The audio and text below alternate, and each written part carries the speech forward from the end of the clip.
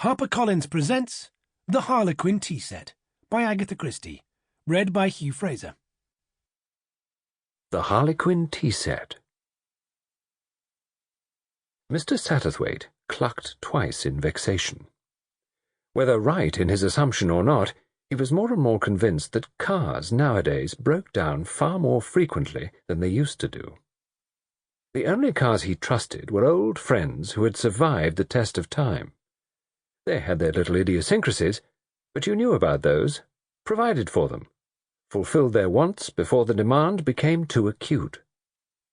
But new cars, full of new gadgets, different kinds of windows, an instrument panel newly and differently arranged, handsome in its glistening wood, but being unfamiliar, your groping hand hovered uneasily over foglights, windscreen wipers, the choke, etc.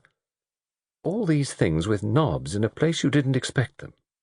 And when your gleaming new purchase failed in performance, your local garage uttered the intensely irritating words, "Teething troubles.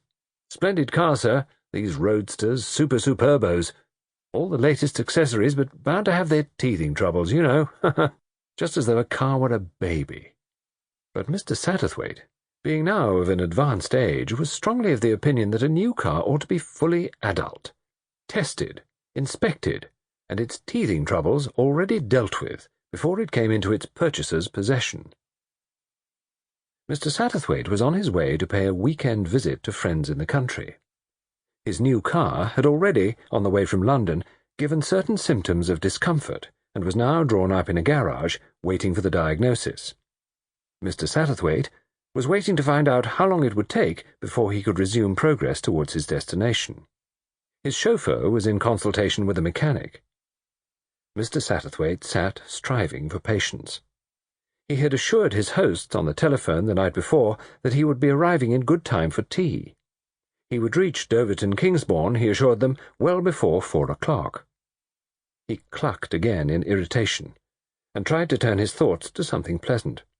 It was no good sitting here in a state of acute irritation, frequently consulting his wristwatch, clucking once more, and giving, he had to realize, a very good imitation of a hen, pleased with its prowess in laying an egg.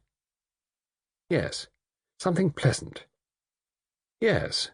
Now, hadn't there been something he had noticed as they were driving along? Not very long ago. Something that he had seen through the window, which had pleased and excited him. But before he had had time to think about it, the car's misbehaviour had become more pronounced, and a rapid visit to the nearest service station had been inevitable. What was it that he had seen? On the left? No, on the right.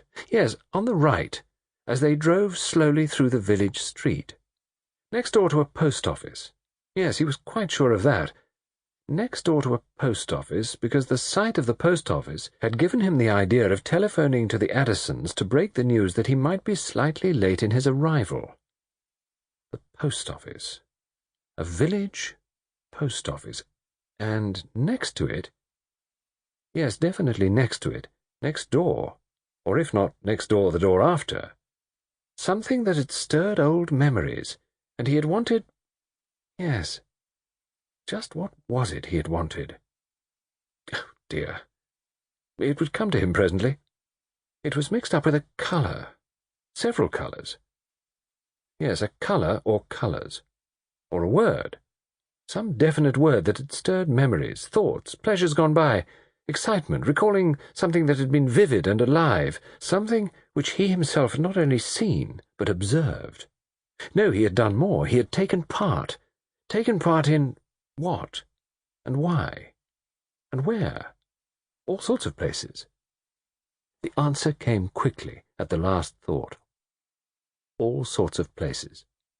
On an island, in Corsica, at Monte Carlo watching the croupier, spinning his roulette wheel, a house in the country, all sorts of places. And he had been there. And someone else. Yes, someone else. It all tied up with that. He was getting there at last. If he could just— He was interrupted at that moment by the chauffeur, coming to the window with the garage mechanic in tow behind him. "Won't be long now, sir," the chauffeur assured Mr. Satterthwaite cheerfully. "Matter of 10 minutes or so. Not more. Nothing seriously wrong." Sample complete. Ready to continue?